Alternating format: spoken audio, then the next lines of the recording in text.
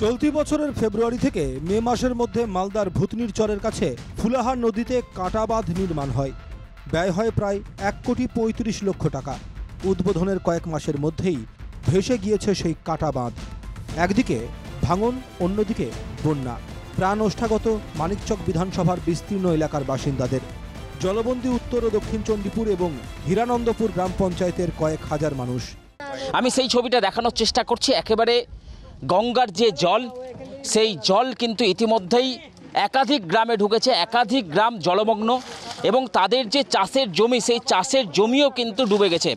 ফলে এখানকার যোগাযোগ ব্যবস্থা একেবারে পুরোপুরিভাবে বিচ্ছিন্ন হয়ে পড়েছে।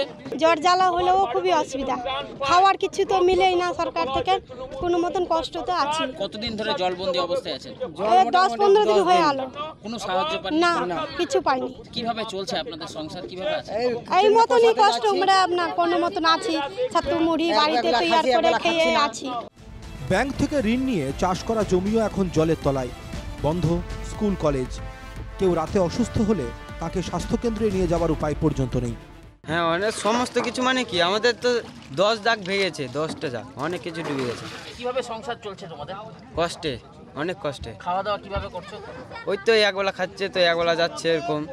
প্রশাসনের সাহায্য কিছু? কোনো নাই। দিন রাত চোখের জল ফেলা ছাড়া কোনো উপায় নেই এই 3টে গ্রাম পঞ্চায়েতের বাসিন্দাদের। প্রায় 2 সপ্তাহ দুঃসহনীয় অবস্থায় কাটালেও প্রশাসনের সহযোগিতা এখনও মেলেনি বলে অভিযোগ।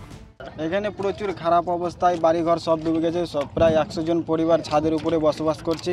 কোনো মেডিকেল সুবিধা নাই এখানে, কোনো ত্রিপলের কোনো ব্যবস্থা করা হয় না সরকারের তরফ থেকে। বাঁধ থেকে ত্রাণ, সব কিছুর টাকা চুরি করেছে তৃণমূল, তো বিরোধীদের। এই সরকারের হাত ধরে বন্যা তৈরি করেছে।